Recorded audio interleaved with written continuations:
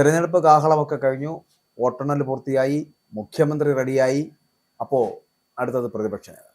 ഇപ്പോൾ ആ പ്രതിപക്ഷ നേതാവും റെഡിയായി എന്നാണ് പറയപ്പെടുന്നത്. പക്ഷെ പിണറായി വിജയൻ പറയുന്നത് കേട്ടാൽ നിങ്ങൾ എന്നെ പ്രതിപക്ഷ നേതാവ് ആക്കി മാറ്റിയില്ലേ എന്ന് ചോദിക്കുന്ന പോലെ തോന്നുന്നു. എന്തുകൊണ്ട് അങ്ങനെ ചോദ്യം ഉണ്ടാകുന്നത്? അതായത് ഒരു ഭരണപക്ഷത്തിന് ഒരു മുഖ്യമന്ത്രിയെ കണ്ടെത്താൻ ചിലപ്പോൾ ഒരുപാട് ആലോചിക്കേണ്ടി വരും. 10 വർഷം കേരളം ഭരിച്ച ഒരു മുഖ്യമന്ത്രിയെ, അതും ഇന്നുവരെ ഉണ്ടാകാത്ത രീതിയിൽ സമ്പൂർണ്ണ ആധിപത്യം പാർട്ടിയിലും മുന്നണിയിലും എല്ലാം ഉണ്ടായിരുന്ന ഒരു പാർട്ടിയുടെ ശ്രീ പിണറായി വിജയൻ, അദ്ദേഹം വിജയിച്ചു വന്നു. അടുത്ത പ്രതിപക്ഷ നേതാവ് ആരാണെന്ന് സ്വാഭാവികമായി ഒരു ചോദ്യം ഉണ്ടാകും. അത് കണ്ണുമടച്ച് എല്ലാവരും നിശ്ചയിക്കും അത് ശ്രീ പിണറായി വിജയൻ തന്നെയാണ് എന്നുള്ളതിന് ജനങ്ങൾക്ക് തർക്കമൊന്നുമില്ല. പക്ഷേ അദ്ദേഹം ഈ AICCയും ഹൈക്കമാൻഡും ഒക്കെ മുഖ്യമന്ത്രിയുടെ കാര്യത്തിൽ മുൾമുനയിൽ കേരളത്തിലെ ജനങ്ങളെ നിർത്തിയെങ്കിൽ കേരളത്തിനെ 10 കൊല്ലം ഭരിച്ച മുഖ്യമന്ത്രി പ്രതിപക്ഷ നേതാവ് ആരാകണം എന്ന കാര്യത്തിൽ അദ്ദേഹം അതിനേക്കാൾ ആളുകളെ മുൾമുനയിൽ നിർത്തി. എന്ന് പറഞ്ഞാൽ ഇനിയും ഞാൻ നിങ്ങൾക്ക് പണി തരും എന്നുള്ള അർത്ഥത്തിലാണ്. ഇല്ലെങ്കിൽ ആ ജയിച്ചു കഴിഞ്ഞപ്പോൾ തന്നെ ഞാൻ അടുത്ത 5 വർഷം ക്രിയാത്മക പ്രതിപക്ഷ നേതാവായി പ്രവർത്തിക്കും, ചെയ്ത് അല്ലെങ്കിൽ പറ്റിയ പാളിച്ചകൾ എന്താണെന്ന് പഠിക്കും, അത് ഇനി ആവർത്തിക്കാതിരിക്കാനും ജനങ്ങൾക്ക് ബുദ്ധിമുട്ടുണ്ടാകാതിരിക്കാനും ശ്രമിക്കുമെന്ന് അന്തസ്സായിട്ട് രണ്ടുപേര് പറയണമായിരുന്നു അല്ലേ? പക്ഷെ അല്ല, എനിക്ക് അവിടെ തോന്നിയ ഒരു കാര്യം എന്താണെന്ന് അറിയാമോ? അദ്ദേഹം വല്ലാത്ത സ്വപ്നത്തിലായിരുന്നു, ഒരു വലിയ സ്വപ്നാടനത്തിലായിരുന്നു പുള്ളി. അതായത് മൂന്നാമതും അധികാരത്തിലെത്തുമെന്ന് ആരൊക്കെയോ ചേർന്ന്, അതിലെ ഈ വെള്ളാപ്പള്ളിയുടെയൊക്കെ കോൺട്രിബ്യൂഷൻ വളരെ വലുതാണ് കേട്ടോ. ഇവരൊക്കെ കൂടെ ചേർന്ന് ആവശ്യമില്ലാതെ ഇദ്ദേഹത്തിനെ ഇങ്ങനത്തെ സ്വപ്നത്തിലേക്ക് നയിച്ചു.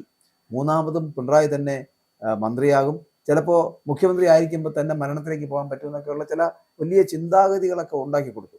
അത് അദ്ദേഹം ഇങ്ങനെ ആ സ്വപ്നത്തിൽ നിന്ന് പുള്ളി ഇറങ്ങിയില്ല. ഈ തെരഞ്ഞെടുപ്പിന്റെ ഫലം വരുമ്പോഴും എപ്പോഴും ഒരു പ്രയാസമുള്ള കാര്യം എന്ന് വെച്ച് കഴിഞ്ഞാൽ CPM-കാരെ ഒരിക്കലും ബോധ്യപ്പെടുത്താൻ കഴിയില്ല. നമ്മൾ തോറ്റു എന്ന്, എന്തുകൊണ്ട് തോറ്റു എന്ന് ചോദിച്ചാൽ പോലും അതിനകത്ത് ആർക്കും മനസ്സിലാകാത്ത തരത്തിലുള്ള വാദങ്ങളൊക്കെ മുന്നോട്ട് വെക്കുന്ന ഒരു പാർട്ടിയാണ് CPM എന്ന് പറയുന്നത്. അതിനകത്ത് ഈ പറയുന്ന പോലെ ഈ എന്താണ് ഇപ്പോൾ MV ഗോവിന്ദനാണെങ്കിലും വിജയരാഘവനാണൊക്കെ ഒക്കെ അവരുടെ അടുത്ത് മാധ്യമപ്രവർത്തകർ ചോദിക്കുമ്പോൾ ഒക്കെ അവർ ഈ വലിയ ഭൗതികവാദങ്ങളൊക്കെ പുറത്തുവിട്ടുകൊണ്ടാണ് വൈരുദ്ധ്യാത്മികമായിട്ടുള്ള രീതിയിൽ സംസാരിക്കുന്നത്. അപ്പോൾ ഈ വൈരുദ്ധ്യാത്മിക ഭൗതികവാദമൊക്കെ പറഞ്ഞാൽ ഇവിടുത്തെ സാധാരണക്കാരൻ, കൂലിപ്പണിക്കാരൻ, തൊഴിലാളി, ബീഡി തൊഴിലാളി, കശുവണ്ടി തൊഴിലാളി എന്ന് വേണ്ട അങ്ങനെയുള്ളവരാരും അവർക്കൊന്നും മനസ്സിലാവില്ല ഇവരെന്താ പറയുന്നത്. സാധാരണ ജനത്തിന് മനസ്സിലാകാത്ത ഭാഷയിൽ തോറ്റതിനെ കുറിച്ച് എക്സ്പ്ലെയിൻ ചെയ്യുന്നവരെ ഇവരെല്ലാവരും.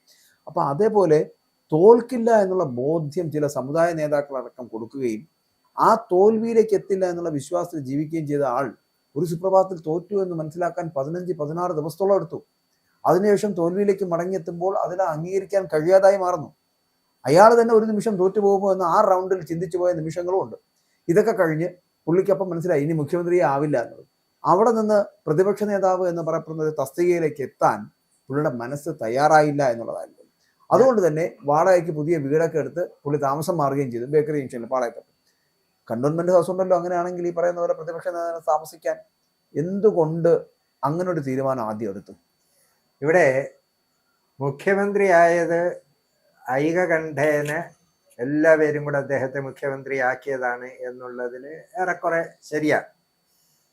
ഇപ്പോൾ ഈ സമ്പൂർണ്ണ പതനത്തിന്റെ പൂർണ്ണ ഉത്തരവാദി, ഏക ഉത്തരവാദി അദ്ദേഹമാണ് എന്നുള്ളതും എല്ലാവരും മനസ്സിൽ പറയും, പരസ്യമായി പറയില്ല. അദ്ദേഹം അതോട്ട് അംഗീകരിച്ചു കൊടുക്കുകയില്ല. CPM-ന്റെ നേരത്തെ ശ്രീ ഗോപകുമാർ പറഞ്ഞ പോലെ നേരത്തെ പിന്നെ ഈ തെരഞ്ഞെടുപ്പ് പരാജയം വന്നപ്പോൾ പലരും പറഞ്ഞ പ്രസ്താവനകൾ നമ്മൾ കേട്ടു. ഭരണവിരുദ്ധ വികാരമല്ല,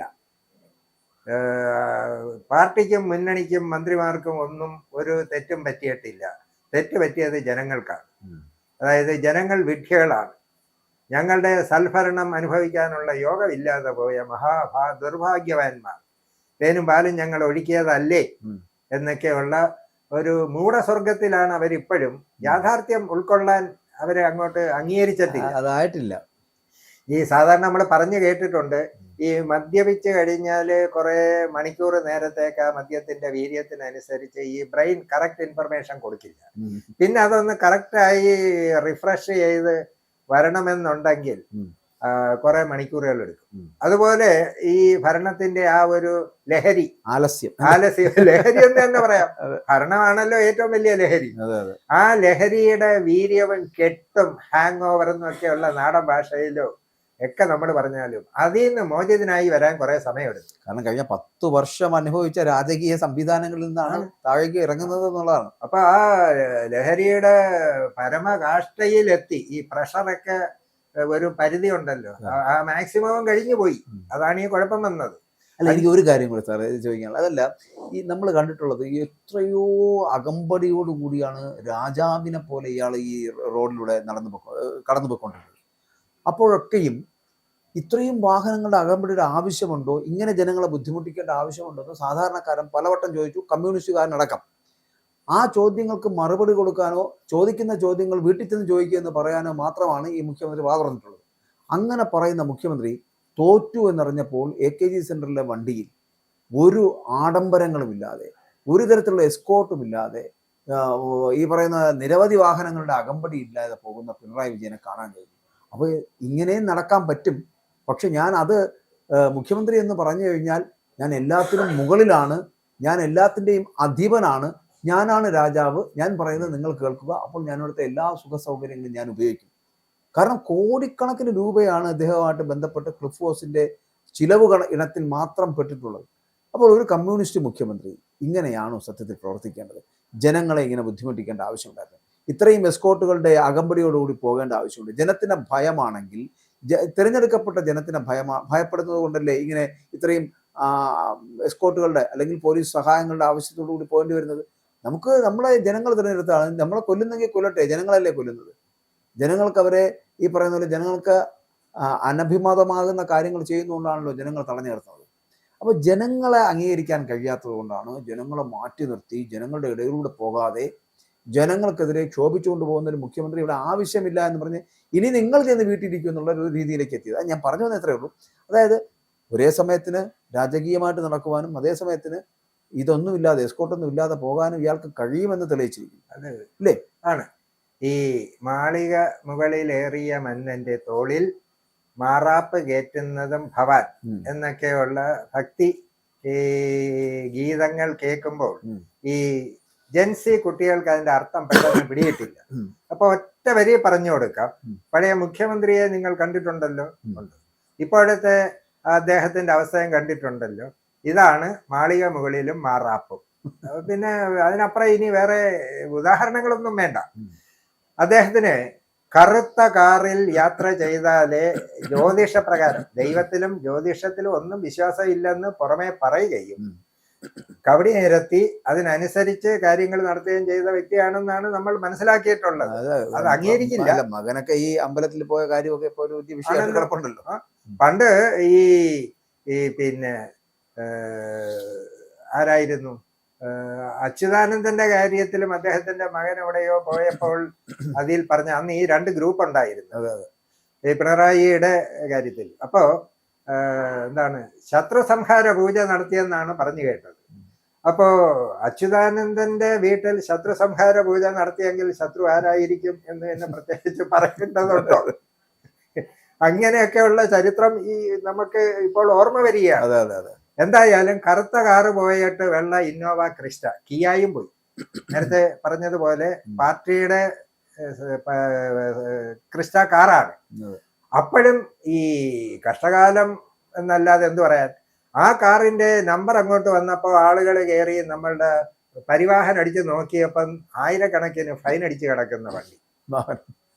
ഭരിച്ചുകൊണ്ടിരുന്നത് ഈ പാർട്ടിയുടെ മുഖ്യമന്ത്രി ആയതുകൊണ്ട് MPDക്കാർക്ക് ഒരു പരാതിയില്ല, അതിനകത്ത് നടപടിയൊന്നുമില്ല. അതിനകത്ത് കാണിച്ചു വെച്ചിരിക്കുന്ന ആൾട്രേഷനൊക്കെ ഭയങ്കരമാണ്. AKG സെന്ററിൽ നിന്ന് പോയ വണ്ടി, AKG സെന്ററിൽ നിന്ന് പോയ വണ്ടിയാ. AKG സെന്ററിന്റെ വണ്ടിക്ക് നിയമങ്ങളൊന്നും ബാധകമല്ലല്ലോ. അല്ല, കഴിഞ്ഞ 10 വർഷക്കാലം അല്ല, ബാധകമല്ല. അതൊന്ന്. 2, ഗതാഗത മന്ത്രിയുടെ സ്ഥിതി നോക്ക്. നാട്ടുകാരെ മുഴുവൻ മുൾമുല്ലയിലും ഡ്രൈവിംഗ് സ്കൂളുകാരെയും ടൂറിസ്റ്റ് ബസ്സുകാരനെയും എല്ലാം പിന്നെ പേടിപ്പിച്ച എന്തിന്? കുടിവെള്ളത്തിന്റെ കുപ്പി ഒന്ന് അതിന്റെ ഫ്രണ്ടിൽ വെച്ച് പോയതിന് അവനെ ചാനലുകളെ വിളിച്ചു വരുത്തി അവന്റെ പിതൃപരമ്പരയ്ക്ക് വരെ വിളിച്ച ഒരു മന്ത്രി 18 വയസ്സാകുന്നതിന് മുമ്പേ ലൈസൻസ് എടുത്തിരിക്കുന്നു. അതുപോലെ ഉള്ള കാര്യങ്ങൾ അതും പുറത്തു വന്നിരിക്കുകയല്ലേ. അപ്പൊ ഇനി ഇങ്ങനെ എന്തെല്ലാം പുറത്തു വരായിരിക്കും. അപ്പൊ അതവിടെ നിൽക്കട്ടെ. പ്രതിപക്ഷ നേതാവാകാൻ ഇദ്ദേഹം ഇത്രയും സമയമെടുത്തത് ഞാൻ മനസ്സിലാക്കുന്നത് പോളിറ്റ് ബ്യൂറോ, കേന്ദ്ര കമ്മിറ്റി, സംസ്ഥാന കമ്മിറ്റി തൊട്ട് ഏരിയ കമ്മിറ്റി തൊട്ട് ബ്രാഞ്ച് കമ്മിറ്റി തൊട്ട് കേരളത്തിലെ മുഴുവൻ നേതൃത്വം കൂടെ സമ്മർദ്ദം ചെലുത്തിയതിന്റെ ഫലമായിട്ടാണ് ഞാൻ പ്രതിപക്ഷ നേതാവായിട്ടിരിക്കുന്നത്. ജയിപ്പിച്ചതുപോലെ തോറ്റപ്പോഴും എൻ്റെ പാർട്ടിയിലെ മുഴുവൻ മണ്ടന്മാരും എന്നെ തന്നെയാണ് നേതാവായിട്ട് പിന്നെയും തിരഞ്ഞെടുത്തതെന്ന് ജനങ്ങളെ ബോധിപ്പിക്കാനായിരിക്കും ഇത്രയും സമയമെടുത്തത്. ഇദ്ദേഹം സന്നദ്ധനായിരുന്നുവെങ്കിൽ ആദ്യം തന്നെ ഇതങ്ങ് ചെയ്താൽ പോരെ. ഈ വാടക വീടൊന്നും എടുക്കേണ്ട ആവശ്യം. വാടക വീട് എടുത്തത് എന്തിനാണ്? അപ്പൊ ഒരു കാര്യം മനസ്സിലായി, ഈ വാടക വീട് അത് ഒറ്റ നിലയാണോ രണ്ട് നിലയാണോ എന്ന് അറിയില്ല. മിക്കവാറും ഒറ്റ നിലയായിരിക്കും. കാരണം പടി കയറാൻ പറ്റില്ലല്ലോ. 10 അടിയാണ് കെട്ടിടത്തിന്റെ ഉയരം. 20 സ്റ്റെപ്പ് കയറാൻ പറ്റാത്തത് കൊണ്ട് അവിടെ ലിഫ്റ്റ് വെച്ച് പോട്ടെ, വയസ്സാം കാലത്ത് കയറാം. അച്യുതാനന്ദൻ കയറിയതാ, അവിടെ ഇദ്ദേഹത്തിന് കയറാൻ പറ്റില്ല. ഇദ്ദേഹം മേളിലോട്ട് കയറണമെന്ന് ആര് പറഞ്ഞു? ഇനി ബാക്കിയുള്ളവർക്കായിരിക്കും, ഇദ്ദേഹത്തിനായിരിക്കില്ല കുഴപ്പം. എന്തായാലും അതവിടെ വെച്ചു. ഇനി വേറൊരു കാര്യമുണ്ട്, ആ വെച്ച ലിഫ്റ്റ് എന്തായാലും ഇനി അടുത്ത ഗവൺമെന്റിന് ഊരി മാറ്റിയാൽ അതിന് വേറെ പൈസ ചെലവാണ്. അതുകൊണ്ട് അതും ഒരു ക്ലിഫ് ഹൗസിൽ എന്ത് ചെയ്യണമെന്ന് അറിയാൻ വയ്യാതെ. പശുക്കളെയൊക്കെ എന്തായാലും നമ്മളുടെ ഇവർ കൊണ്ടുപോയി, ഡിപ്പാർട്ട്മെന്റ് കൊണ്ടുപോയെന്ന് മാത്രമല്ല, അതിന്റെ വാർത്ത കേട്ടപ്പോൾ എനിക്ക് ചിരി വന്നു. ആ പശുക്കളെ ക്വാറന്റൈനിലാണ്. കേട്ടായിരുന്നോ? ഈ ബ്രാഹ്മണരെ കൊണ്ടുപോയി മറ്റേ ശൂദ്രന്റെ കൂടെ നിർത്തത്തില്ല എന്ന് പറഞ്ഞതുപോലെ മുഖ്യമന്ത്രിയുടെ പശുവിന് വരെ കിട്ടുന്ന ആ ഒരു പ്രിവിലേജ് നോക്കണം. ഇനി 10 പടി കയറാൻ വയ്യാത്തത് കൊണ്ട് പോട്ടെ എന്ന് പറയാം. 1.25 കോടി രൂപ, 1,15,00,000 ഒരു നവകേരള ബസ് വാങ്ങിയല്ലോ. ആ 9 ഇഞ്ച് പൊക്കം ഉള്ളായിരുന്നു അതിന്റെ ഫുട്ബോൾ. അവിടെ ഈ ലിഫ്റ്റ് വെച്ച്. അപ്പൊ നമ്മള് ദൂർത്തായിരുന്നേ, ഈ ജനങ്ങളെ ദൂർത്തടിച്ചതിനാണ് ഈ ഗവൺമെന്റിന് ഇത് ഇത്രയും തിരിച്ചടി കിട്ടിയത്. അതിനെങ്കിലും മനസ്സിലാക്കിയാലും മതി. പക്ഷെ ഇതിനപ്പുറം ഇപ്പൊ പോളിറ്റ് ബ്യൂറോയിലെങ്കിലും ഇപ്പൊ MA ബേബി എങ്കിലും ഒക്കെ അനങ്ങി തുടങ്ങുന്നു ഇയാൾക്കെതിരെ സംസാരിക്കുക. ഇതിപ്പോ ആരും സംസാരിക്കില്ലല്ലോ. ഇങ്ങനെ ഒരു വ്യക്തിക്കെതിരെ സംസാരിക്കാതെ വ്യക്തി കേന്ദ്രീകൃതമാകുന്ന ഒരു പാർട്ടിയായിട്ട് തൊഴിലാളി പാർട്ടി അധപ്പതിച്ചു പോയി. അപ്പൊ അത്രത്തോളം ഗതികെട്ട ഒരു പാർട്ടിയായി തീർന്നത് കൊണ്ടാണ് ഈ പാർട്ടി ഇന്ന് ഈ അനുഭവിക്കുന്ന അപച്യുതിയൊക്കെ സംഭവിച്ചുകൊണ്ടിരിക്കുന്നത്. ഇനിയും ഇയാളെ ഈ വ്യക്തിപൂജ നടത്തിയാണ് മുന്നോട്ട് കൊണ്ടുപോയത്. ഇപ്പൊ താങ്കൾ പറഞ്ഞ പോലെ ഞാൻ നിങ്ങൾ എല്ലാവരും കൂടെ സമ്മർദ്ദം ചെലുത്തിയാണ് ഞാൻ പ്രതിപക്ഷ നേതാവായത് എന്ന് പറഞ്ഞു വെക്കാനാണെങ്കിൽ കൂടിയും അങ്ങനെ ഒരു സ്ഥിതിവിശേഷം ഈ പാർട്ടിയിൽ ഉണ്ടാക്കേണ്ട ആവശ്യമില്ല. ജയിച്ച 35 പേരിൽ ആരെങ്കിലും ഒരാളെ ഈ പറഞ്ഞ പോലെ പ്രതിപക്ഷ നേതാവാക്കിയ പോരെ. വലിയ സംവിധാനങ്ങളൊന്നും ഇനി എടുക്കാനില്ല. കാരണം 10-35 പേരേ ഉള്ളൂ. അവിടെ ഈ പ്രതിപക്ഷ നേതാവ് ആയില്ലെങ്കിൽ പാർട്ടിക്ക് ഈ കയ്യിലെ പൈസ ചെലവാക്കി ഇദ്ദേഹത്തിനെ തീറ്റിപ്പോറ്റാൻ പറ്റില്ല. നല്ലൊരു തുക ചെലവാകും. അപ്പൊ അത് പറ്റാത്തത് കൊണ്ട് ഈ പ്രതിപക്ഷ നേതാവാക്കിയാൽ ആ കെയർ ഓഫിൽ കാര്യങ്ങളൊക്കെ നടന്നു പോകും. കാരണം ക്യാബിനറ്റ് മിനിസ്റ്റർ ആണല്ലോ. അപ്പൊ മിക്കവാറും ഈ മുഖ്യമന്ത്രിക്ക് ഒഴിവാക്കുന്ന എസ്കോർട്ടൊക്കെ അദ്ദേഹം പകരം ചോദിച്ചു കളയും. കാരണം ഇത് ഈ പോലീസുകാരെ പിരിച്ചുവിടാക്കില്ലല്ലോ. കാരണം എനിക്കിത് എസ്കോർട്ട് ഇല്ലാതെ പോകാൻ പറ്റത്തില്ല. മിക്കവാറും ഈ രക്ഷാപ്രവർത്തനം നടത്തിയ 2 പോലീസുകാരില്ലേ, അവരെ തന്നെ ചിലപ്പം സ്റ്റാഫിൽ ചോദിച്ചു വാങ്ങണമെങ്കിൽ പ്രതിപക്ഷ നേതാവായാലേ പറ്റൂ. അപ്പൊ അത് കൊടുക്കണോ വേണ്ടായോ എന്നൊക്കെ ഉള്ളത് മുഖ്യൻ തീരുമാനിക്കും. അപ്പോ ലിഫ്റ്റ് ഇല്ലാതെ കാറിൽ കയറാൻ അറിയാം, വെള്ളക്കാറിൽ കയറാൻ അറിയാം, ഇതെല്ലാം ചെയ്യാൻ അറിയാം. അപ്പൊ അഹങ്കാരമായിരുന്നു എന്ന് നമ്മൾ ഈ ചില ജനങ്ങളെ കളിപ്പിക്കുന്ന ചില സീരിയലുകളും ചില ഇതൊക്കെ നമ്മൾ കാണും. അതായത് റോഡ് ക്രോസ് ചെയ്യാൻ നിൽക്കുന്ന ഒരാള് കാലിന് മുടന്ന് അഭിനയിക്കും. അപ്പൊ എല്ലാ വണ്ടികളും നിർത്തി കൊടുക്കും. ഒരാൾ വന്ന് ഈ വലിയ തിരക്കിന്റെ ഇടയിൽ കൂടെ അപ്പുറത്തോട്ട് കൊണ്ട് അവിടെ കഴിയുന്നുണ്ട് ഇവൻ ഓടും. ഈ ജനങ്ങളെ കളിയാക്കുക. അതേപോലത്തെ പരിപാടികളാണ് പ്രതിപക്ഷ നേതാവ് കാണിച്ചു തുടങ്ങിയത്. പക്ഷെ ഇനി അത് കൂടുതൽ കാണിക്കാൻ ജനം അനുവദിക്കത്തില്ല. പക്ഷെ മറ്റൊന്നുകൂടിയുണ്ട് ഈ പ്രതിപക്ഷ നേതാവായി അദ്ദേഹം ഇത് ഏറ്റെടുത്തതിന്. പ്രതിപക്ഷ നേതാവ് അല്ലെങ്കിൽ ഇദ്ദേഹത്തിനെ ഡിഫെൻഡ് ചെയ്യാൻ പലരും മുന്നോട്ട് വരില്ല. ഇപ്പൊ ആരെയാണോ തള്ളി പറയേണ്ടത് ആ ആളിനെ തള്ളി പറയാൻ പറ്റാത്ത അവസ്ഥയിലായി. നിയമസഭയിൽ ഇദ്ദേഹത്തിനെതിരെയുള്ള പലതും വരുമ്പോൾ പ്രതിപക്ഷ നേതാവിനെ തള്ളിക്കളയാൻ ഈ 35 പേർക്ക് പറ്റൂ. അപ്പൊ അവിടെയും സ്വാർത്ഥത. അതായത് ഞാൻ ഒരുപാട് വൃത്തികേടുകൾ കാണിച്ചു, അല്ലെങ്കിൽ തെറ്റുകൾ കാണിച്ചു, ചെയ്യാൻ പാടില്ലാത്തത് കാണിച്ചു, ദൂർത്ത് കാണിച്ചു. അത് നാളെ ചോദ്യം ചെയ്യലായിട്ട് വരും. വരുമ്പോൾ സ്വാഭാവികമായിട്ട് ഇത് അവിടുന്ന് ചോദ്യം വരുന്നതിന് മുമ്പേ ചോദ്യം വരേണ്ടത് പാർട്ടിയിൽ നിന്നാണ്. അപ്പോൾ പാർട്ടിയിൽ നിന്ന് പോലും ചോദിക്കാൻ പറ്റാത്ത അവസ്ഥയിൽ പാർട്ടിക്കാർ തന്നെ ഇതിനെ വീണ്ടും അദ്ദേഹം രക്ഷപ്പെട്ടു. ഇനി അദ്ദേഹം ഡിഫെൻഡ് ചെയ്യണ്ട. അതെ. അദ്ദേഹത്തിന് വേണ്ടി ചെയ്തത് മുഴുവൻ ശരിയായിരുന്നു. ഇപ്പൊ ശരിക്കും പറഞ്ഞാൽ ഇപ്പോ അദ്ദേഹത്തിനെ കുറിച്ച് പാടേണ്ട ഒരു പാട്ട് എന്റെ മനസ്സിലുണ്ട്. ഇന്നീ പാർട്ടി ലോകമെങ്ങും നാണം കെട്ടും നിൽക്കും കാരണഭൂതൻ പിണറായി വിജയൻ എന്ന സഖാവ് തന്നെ എന്നാണ് പാടേണ്ടത്. പക്ഷെ അത് പാടാതിരിക്കാൻ വേണ്ടി അദ്ദേഹത്തെ പ്രതിപക്ഷ നേതാവാക്കിയത് കൊണ്ട് ഇപ്പോഴും പഴയ പാടന്മാരും നാരദന്മാരും വീണ്ടും ഇദ്ദേഹത്തിനെ വാഴ്ത്തിപ്പാടും. അല്ല, ഇനി അങ്ങനത്തെ പാട്ടുകളൊന്നും പാടുമെന്ന് എനിക്ക് തോന്നുന്നില്ല. എന്തായാലും ജനത്തിന് വരെ മനസ്സിലായി. അല്ല, പാർട്ടിക്ക് അകത്ത് കണ്ണൂരിലും പാർട്ടി ഗ്രാമങ്ങളിലും പോലെയുള്ള ജനങ്ങൾ തിരിച്ച് വളരെ കൃത്യമായ തിരിച്ചടിയാണ് കൊടുത്തിരിക്കുന്നത്.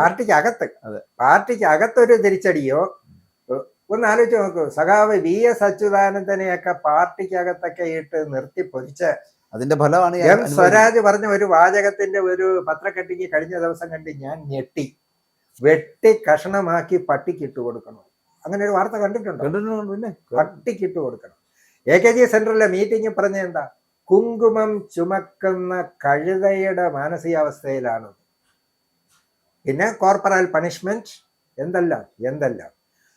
അങ്ങനെയൊക്കെ പറയാൻ ധൈര്യം കാണിക്കുന്ന പാർട്ടി നേതാക്കന്മാര് ഇവിടെ ഇത്രയുമൊക്കെ കാണിച്ചിട്ടും ഒന്നും പറയാതെ ഇനിയും രക്ഷിക്കാൻ വേണ്ടിയാണ്, സ്വയം നേടാൻ വേണ്ടിയാണ് അദ്ദേഹം ഇത് സമ്മതിച്ചത്.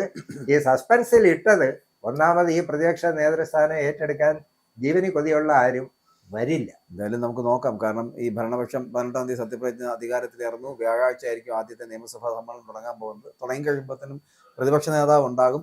പ്രതിപക്ഷ നേതാവ് എന്ന് പറയപ്പെടുന്നൊരു വ്യക്തി ചിലപ്പോൾ ഈ പറയുന്ന പോലെ ഒരു പേരിൽ ഒതുങ്ങുക തന്നെ ചെയ്യും. കാരണം വലിയ നേട്ടത്തോടു കൂടി എത്തുന്ന ഭരണപക്ഷത്തിന് പ്രതിപക്ഷത്തിനെ അടിച്ചൊതുക്കാൻ ഇനി അവരുടെ രീതി എന്ന് പറഞ്ഞാൽ കഴിഞ്ഞ 10 വർഷം ചെയ്തു കൂട്ടിയ ചെയ്തികൾ എന്താണ് എന്ന് വിളിച്ചു പറയുകയാണ്. അത് കേൾക്കാനുള്ള വിധിയായിരിക്കും പിണറായി വിജയൻ മിക്കവാറും സഭയിലുണ്ടാവുക എന്നാണ് നമുക്ക് അറിയാൻ കഴിയുന്നത്. എന്തായാലും ജനം പിണറായിയെ പ്രതിപക്ഷ നേതാവാക്കി. അവിടെ ഒറ്റ വരിയോടെ പറഞ്ഞ് കൺക്ലൂഡ് ചെയ്യാമെന്ന് തോന്നുന്നു.